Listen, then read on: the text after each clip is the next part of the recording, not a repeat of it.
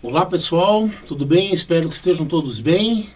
Aqui é o professor Marcos Vinícius e nós vamos conversar hoje um pouquinho mais sobre a nossa disciplina de Fundamentos de Tecnologias Educacionais, no nosso curso de especialização em Tecnologias, Comunicação e Técnicas de Ensino. Então, bem-vindos a essa nossa videoaula, bem-vindos a essa nossa conversa, que tem como objetivo repassar um pouco dos conceitos, repassar um pouco do que nós temos lido, do que nós temos praticado nos exercícios dessas semanas e comentar um pouquinho do que está por vir, né? Claro que essa é uma disciplina inicial, claro que essa é uma disciplina que, como o próprio nome diz, é de fundamentos, mas não por isso ela é uma disciplina menos importante. Ela é uma disciplina que carrega nela aquilo que há de mais essencial, vamos dizer assim, desculpe a repetição da palavra, mas aquilo que tem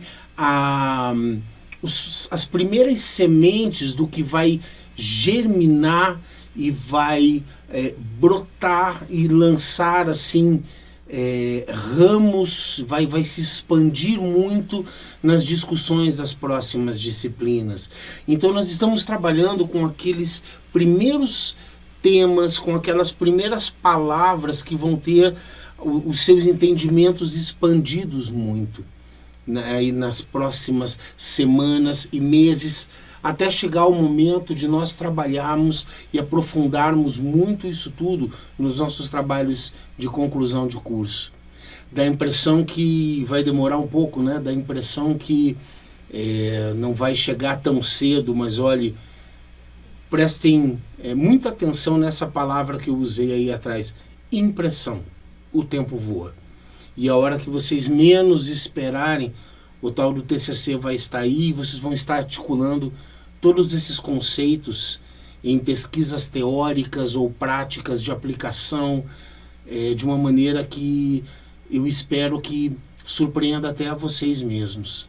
Tá ok? Então vamos lá, vamos conversar aí, vamos aprofundar um pouquinho mais o entendimento do que nós temos trabalhado até aqui.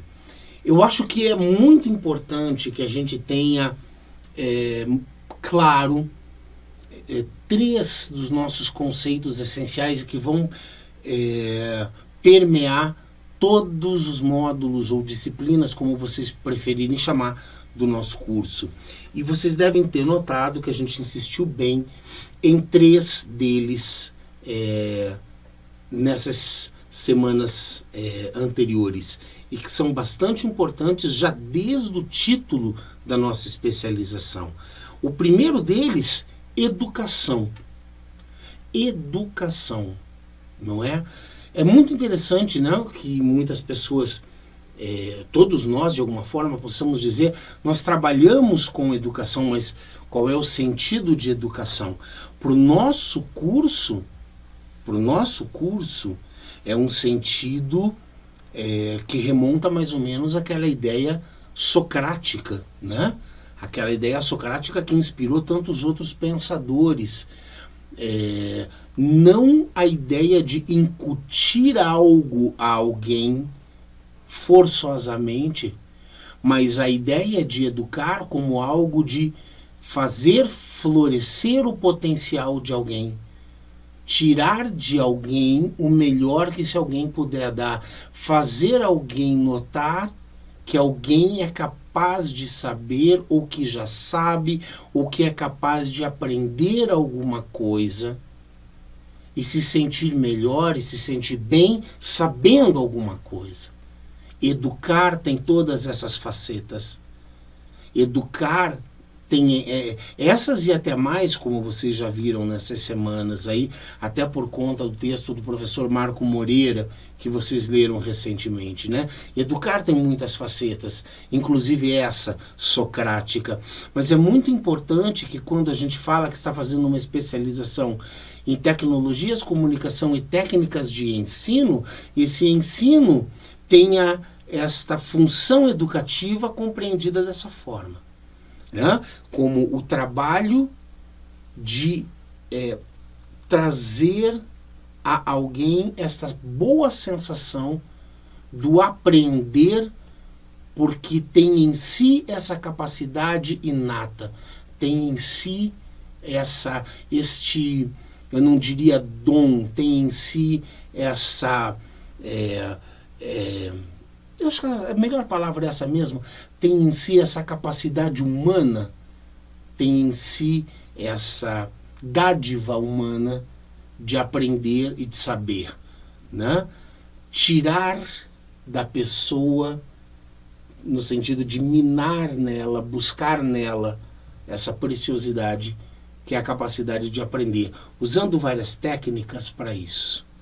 E algumas tecnologias, por que não? Esse é o sentido para o nosso curso. Isso tem que estar bastante claro. A segunda é a de tecnologia. E tecnologia, e como eu participo já de conversas sobre tecnologias e educação há vários anos, assim mais aprofundadamente, pelo menos desde 1997 já. Tecnologias e educação aí, Brasil afora, né? Eu sempre encontro em algumas rodas de conversa, quem nunca encontrou, aquela pessoa ou pessoas que dizem uma frase que sempre me marca muito: eu sou contra a tecnologia na educação. E essa frase sempre me causa alguns arrepios, porque eu sei imediatamente que essa pessoa não sabe do que ela está falando.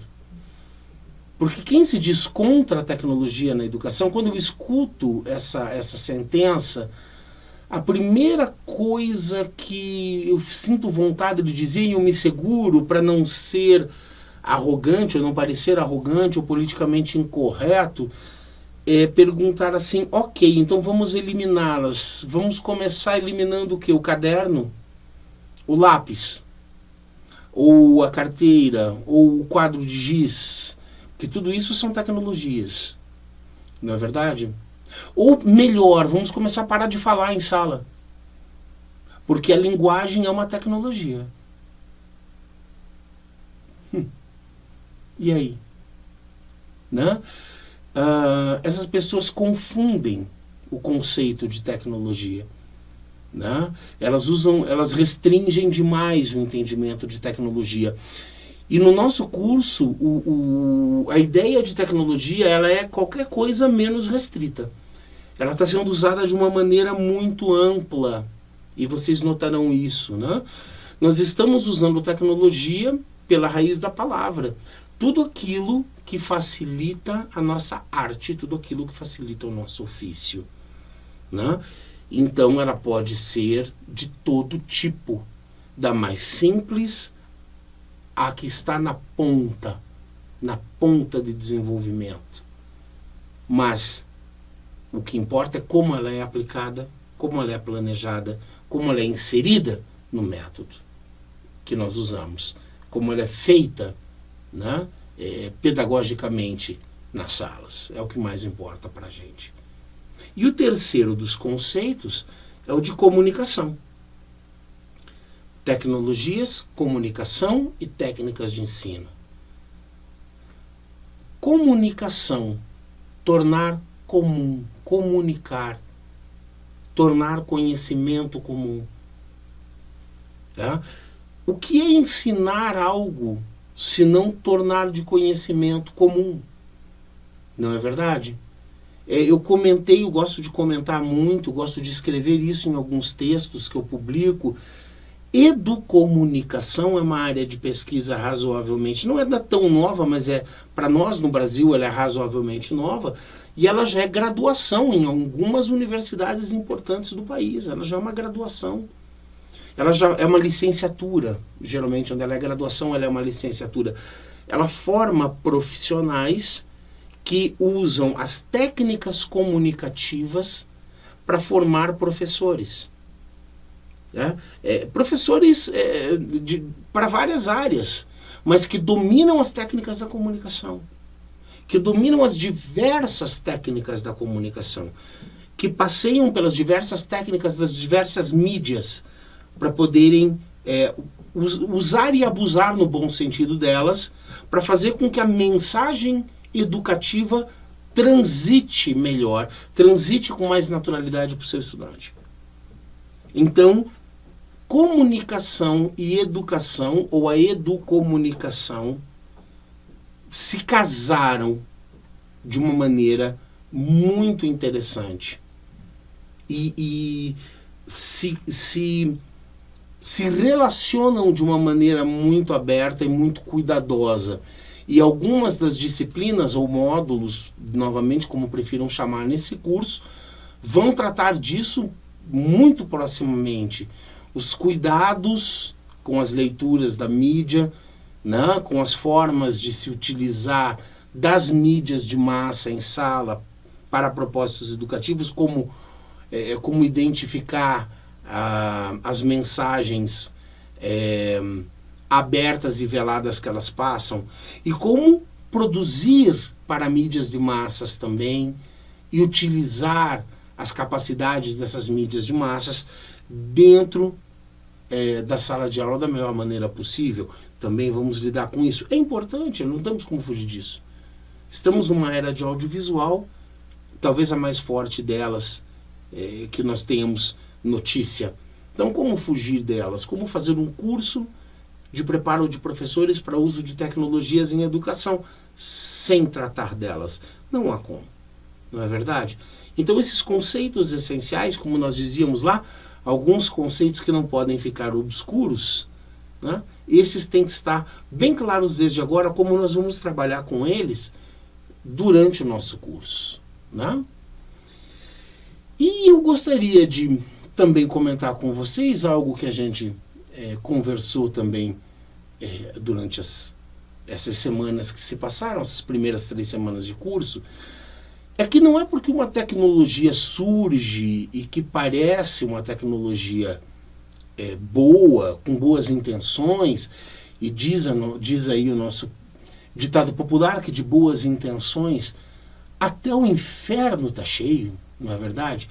Não é porque elas foram criadas e bem criadas e nas melhores das intenções que elas vão funcionar sempre, ou que elas vão ser úteis, ou que elas vão pegar, como a gente diz na gíria, né?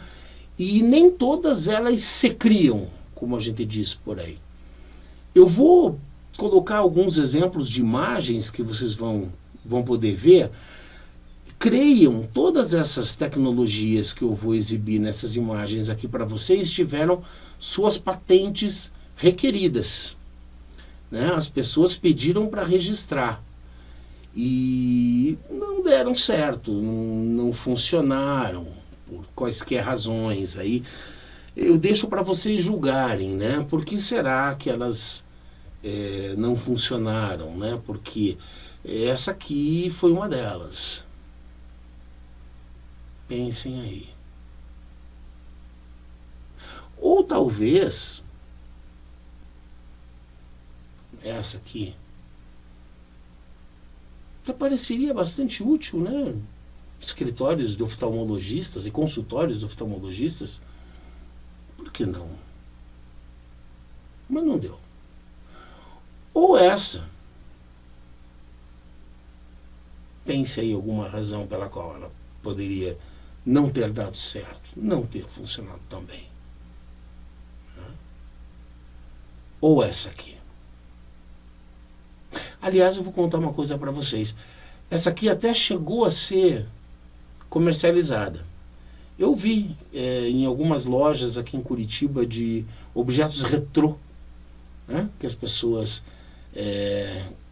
gostavam. Funcionava como uma espécie de um micro USB para atender ao telefone, matar saudade de segurá-los, né?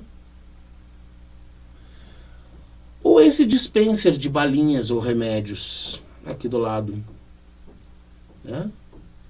Talvez essa aqui eu aposto que foi talvez um certo mau gosto de design, alguma coisa assim, né?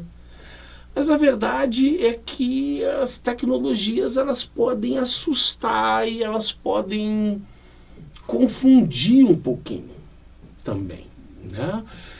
E elas vêm invadindo a vida da gente muito muito rapidamente. E por mais que nós nos consideremos assim um pouco mais atualizados, um pouco mais jovens de mentalidade, né? Embora nós talvez não nos assustemos tanto quanto outras pessoas com as tecnologias mais de ponta, como nós não nos assustemos talvez quanto os idosos numa fila de banco, porque quem nunca viu esta cena, né? Você tem os idosos na fila do banco e os idosos, quando chegam no caixa eletrônico, dependendo da operação que eles vão fazer, eles têm uma imensa dificuldade. Depende da operação, né? Se vão fazer um depósito com um envelope, é aquela coisa de ter que preencher no teclado digital valores, conta, destino, CPF de destinatário, digitar o número do envelope, o número do cheque, talvez, que eles estejam depositando, depois colocar o envelope no local exato, esperar a impressão do recibo. Não é que eles sejam incapazes, não é que eles sejam, vou usar uma palavra pesada, eles não são burros, não. Acontece que aquela forma de lidar com aquele tipo de tecnologia não foi feito, não foi criado para a idade deles. Aquele protocolo, aquela forma de lidar com teclar em vídeo, etc. e tal, não é algo que está ligado à memória de época deles. Não é o tipo de relação que eles estabeleceram com as tecnologias prevalentes das suas épocas. Então isso assusta. Isso realmente assusta. Nós tivemos os nossos sustos. Nós tivemos os nossos sustos, dependendo das nossas idades e do tipo de tecnologias que chegaram, né? Com que velocidade, dependendo das nossas idades, eu quero conversar com quem está mais próximo da minha idade aqui. Eu estou aqui quase 49 anos. Com que velocidade nós digitamos mensagens no WhatsApp? Eu uso uma mão só, 1 ou 2 dedos no máximo. Digito medianamente. Se for me comparar com a minha filha, de 14, não chego nem perto da velocidade com que ela digita. Ela usa os 2 dedos aqui ou aqui. É impressionante. E para ela é absolutamente natural, né? Já meu pai, com os seus 78 anos, tem uma dificuldade danada para mandar mensagem, para digitar as mensagens. Ele prefere não fazer. Ele é menos capaz do que eu? Não. Não é. O tipo de tecnologia não foi desenvolvido para o tipo de relação com o formato tecnológico que a geração dele desenvolveu, né? Então a gente tem que pensar com isso também, né? Com que tipo de tecnologias eu vou usar na minha escola, no meu projeto, no meu trabalho, com a equipe que eu tenho, para as finalidades que eu tenho. E mais, será que porque eu não estou lidando tão bem ainda com esse tipo de tecnologia que eu vou deixar de utilizá-la? Como é que eu vou lidar com isso pedagogicamente? É uma discussão desse curso. É uma discussão até que começa nessa disciplina, não é? Vamos um pouco adiante, então. Não é? Temos algumas pedras no caminho que a gente começa a discutir agora, né? Esse na imagem que vocês veem é o Pierre Lévy, né? Esse é o Pierre Lévy, aquele pensador francês, filósofo francês, que começou a discutir, não é o criador do termo cibercultura, mas é um dos grandes pensadores dessa área, né? Inclusive o livro mais citado, pelo menos um dos clássicos, cibercultura, é dele, né?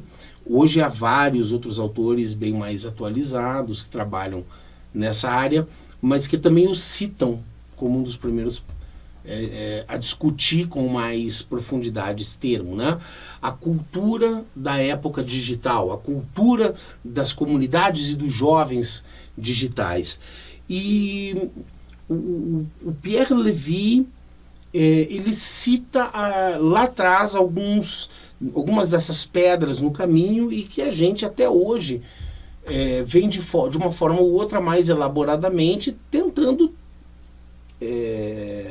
trabalhar com elas, né, com essas pedras. O primeiro é o dilúvio informacional.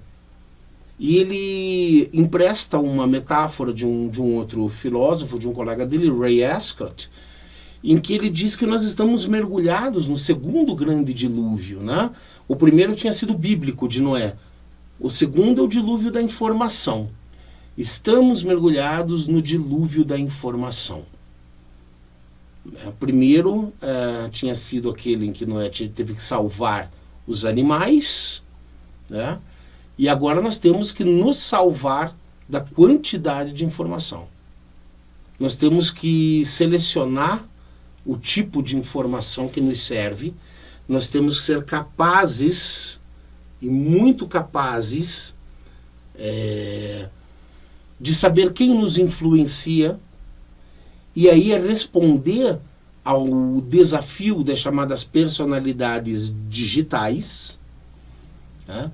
Pessoas que são reais, mas que passam a influenciar grandes massas por meio da capacidade da comunicação digital, né? Que vozes são essas? De onde elas vêm? Qual é o nível de conhecimento, qual é o nível de expertise que elas têm para falarem do que estão falando, para influenciarem tantas mentes, jovens e jovens adultos principalmente, sobre tantos assuntos de primeira grandeza, tantos assuntos importantes para a vida, e de uma maneira tão forte, que pode por vezes sobrepor a forma e a força de influência da família, a forma e a força de influência da escola. E isso não é incomum. É uma experiência que nós estamos vendo e vivendo dentro das escolas, dentro dos ambientes de trabalho nossos, no nosso dia a dia.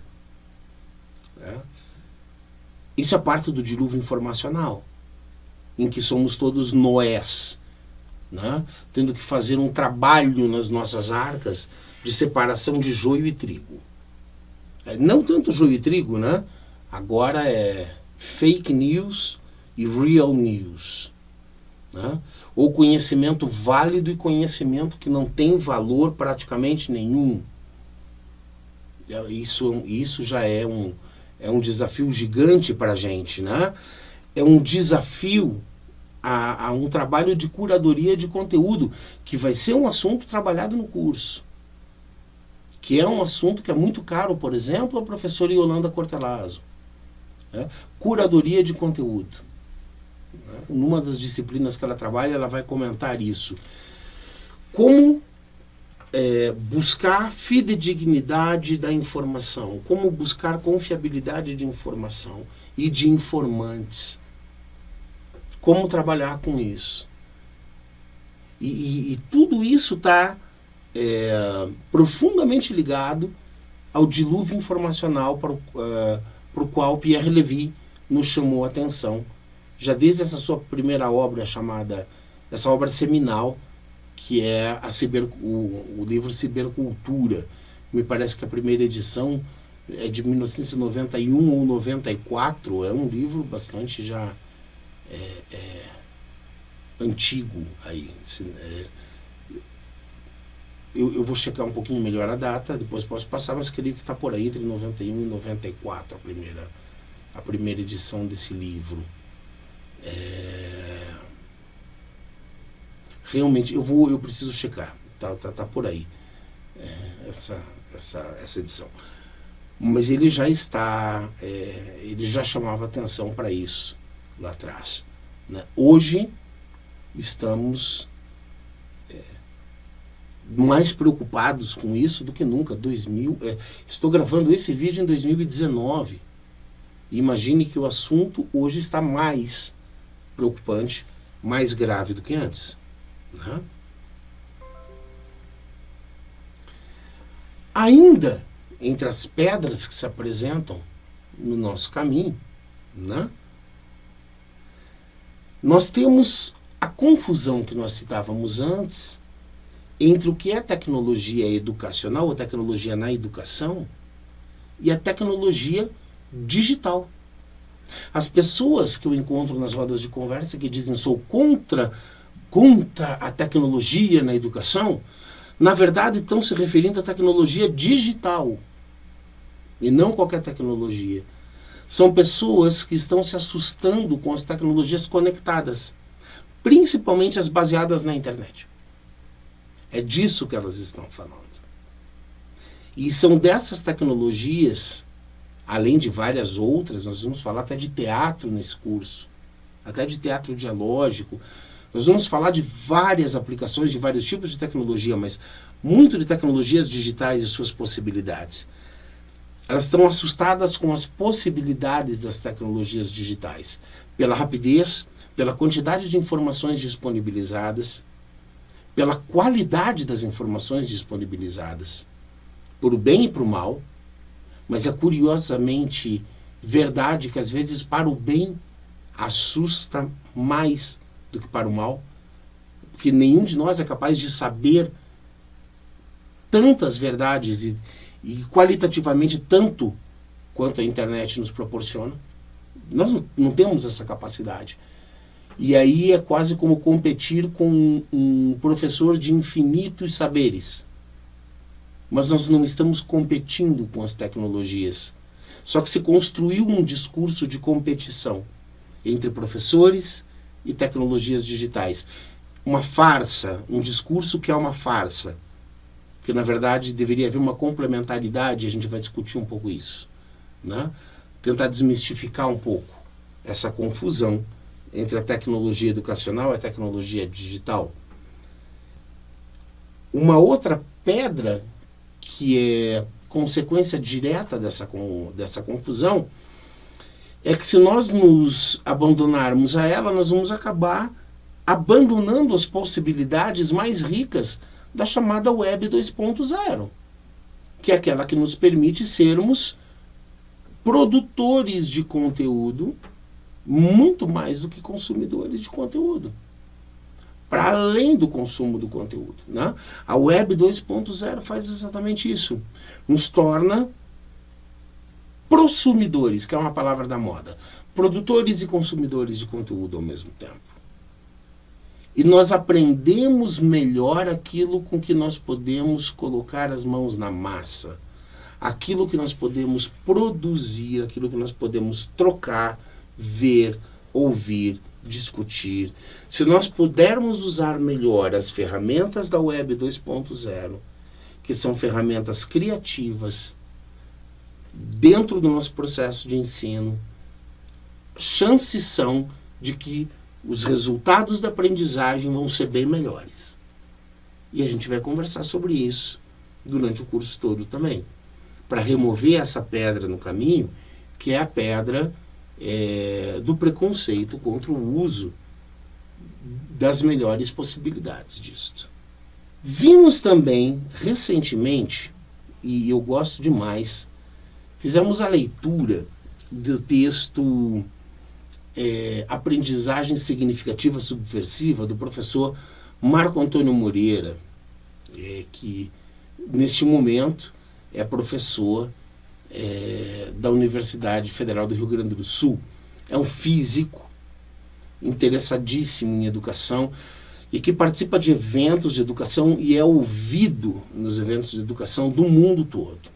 E é uma pessoa assim, extremamente respeitada, já foi professor da Universidade de Cornell, uma das mais importantes dos Estados Unidos, e que ele fez um movimento na vida dele. Ele foi de professor behaviorista, skinnerista, trabalhava com as máquinas de ensinar do Skinner no início da carreira, até hoje ser um professor com uma visão humanista de educação imensa, virou de lado completamente, é um grande humanista da educação e que escreveu aquele texto que vocês leram e que mostra aqueles princípios fora de foco que a escola ensina. Que ele começa pelos princípios elencados por 2 dos mestres dele, que foram mestres mesmo dele, Postman e Weingarten, e ele completa com aqueles outros 3, né? E que no fundo, podem ser muito aplicados para a gente analisar alguns dos desafios ao ensino mediado por tecnologias de informação e comunicação, né? Aqueles princípios fora de foco trazem alguns desafios, né? O primeiro deles, e que o chamado desafio do ensino para o professor Marco Antônio Moreira e o desafio do ensino mediado por tecnologias bem aplicadas, o maior deles é ser significativo, né? Ser significativo, fazer sentido. E fazer sentido, e me perdoem aqui um segundo, fazer sentido não só no que toca a ser prático, no sentido pragmático, no sentido concreto, no sentido... fazer sentido é uma questão muito pessoal. O sentido do que a gente aprende é um exercício pessoal de atribuição de significado. Tá? É isso que é fazer sentido. Então, o trabalho, o desafio do ensino de qualquer disciplina na escola, em qualquer nível, tá? Seja na educação básica, seja no ensino superior, que é onde talvez ocorra a primeira oportunidade de escolha do que a gente queira aprender. O desafio é fazer com que tudo aquilo que é trabalhado chegue, de alguma maneira, com uma carga de sentido ao aprendente, ao estudante. Que ele tenha a oportunidade de ser estudante. Não só aluno, mas estudante. E estudante é quem quer aprender, que venha com algum desafio, que venha com uma dose de contato com a realidade dele, que venha com alguma dose de provocação intelectual, de boa provocação intelectual. Isso no texto do professor Marco estava claro, né? Naquelas formas que ele dá, naqueles passos que ele dá, de como tornar o teu ensino subversivo, que ele diz, né? Que ser significativo é ser subversivo. É subverter a ordem que diz que você tem que aprender por aprender. Que você tem que aprender porque há uma ordem superior dizendo que você precisa aprender. Isso é ser subversivo, né? E quando ele é significativo, quando ele atinge algum grau de significância, para você, ele vai apresentar reinvestibilidade. Você vai conseguir reinvesti-lo em alguma forma. Ele vai ser útil para você, e útil não quer dizer necessariamente pragmático, prático, concreto. Ele pode ser útil intelectualmente, ele pode ser útil reflexivamente, ele pode ser útil para que você compreenda um conceito abstrato. Ele vai fazer sentido para você, conectado a um outro conceito que pode ser também abstrato. Ele vai ser reinvestido em algum momento na sua vida. E é um esforço que a gente precisa fazer. E para isso, o apoio da tecnologia, bem aplicada, é interessantíssimo. Eu tenho um exemplo, pessoal, que aconteceu esses dias. Um colega meu aqui da universidade, e olha, eu com 48 anos, aos 48 anos de idade, um colega meu usando um software muito popular entre os professores de matemática, GeoGebra, conseguiu me mostrar uma demonstração gráfica de uma curva o que eram as raízes, aquelas raízes a que a gente chega quando a gente resolve uma daquelas equações. Sabe aquelas... Você faz a equação, você chega àquelas duas raízes no final? Pois é. Eu nunca entendia o que era aquilo. Eu resolvi a equação, acho que era Bhaskara, eu acho. Chegava às duas raízes e pronto, resolvi. E era aquilo lá. Nunca soube o que aquilo representava. Ele conseguiu me mostrar os dois pontos da curva, aquelas tais das raízes. E aí, um tempo depois, um aluno meu da física me mostrou o que era uma raiz quadrada, usando o GeoGebra. O resultado de uma raiz quadrada. Gente, se isso tivesse sido me mostrado quando eu aprendi isso, talvez o meu gosto pela matemática tivesse sido ampliado. Isso ia ter sido investido de significado para mim, de uma maneira diferente. Notam? Né? Um outro desafio para esse ensino mediado por tecnologias, e que aparece nessas falas do professor Marco, é propiciar a transformação de atitudes. Um professor que consegue aplicar melhor essas tecnologias age diferentemente com os seus alunos, age diferentemente em sala de aula. Aprende maneiras diferentes de mostrar as mesmas coisas. E isso é que é bonito. Muda de atitude. Compreende que alunos diferentes entendem de maneiras diferentes. E aplica formas diferentes de trabalhar. Então ele vai propiciar uma mudança de atitude. Né? Ele se torna subversivo na maneira positiva do termo. Ele subverte o entendimento da própria profissão, que não é complicar, que não é selecionar entre bons e maus estudantes, que é oportunizar aprendizado, que é oportunizar o melhor aprendizado para cada um que estiver sob o seu cuidado. Isso é ser subversivo em sala de aula. Isso é ser mais ou menos como o professor lá do Sociedade dos Poetas Mortos, por exemplo. Né? Por que não ser um professor da Sociedade das Tecnologias Vivas? Né? Subverter dessa forma. Transformar o papel do professor. Por que não? Que é o mais importante nisso tudo. Transforma o papel do professor de ensinador em educador, com o apoio tecnológico possível, que tenha à mão, com a tecnologia que tiver à mão, e que não precisa ser sempre a tecnologia de ponta, a tecnologia mais atual que exista, porque nem sempre vai ser, não é verdade? A história que nós vimos também da relação entre homens e máquinas, ela é longa. As complementações, aquilo que as máquinas vieram fazer, que só com o nosso corpo, só com os nossos sentidos, a gente não conseguia dar conta, ou não era suficiente, né?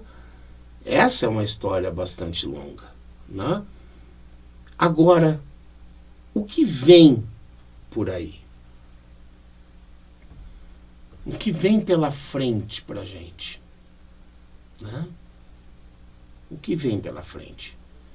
Depois da gente ter visto essa história que se desenhou entre os homens, as máquinas, entre o que a gente consegue fazer para aprimorar o nosso trabalho com o uso das máquinas e das tecnologias, e das tecnologias que não são máquinas.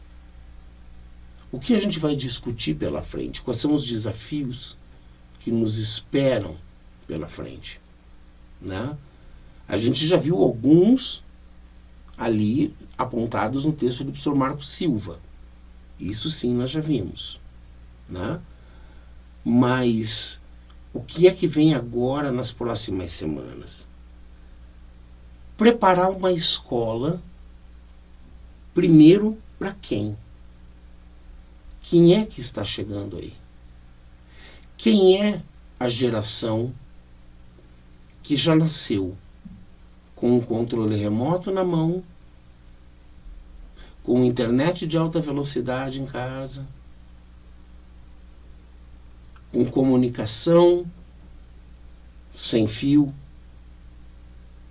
Quem é? Qual é a característica comportamental dessa geração? Que muitos chamam de geração milênio, muitos chamam de geração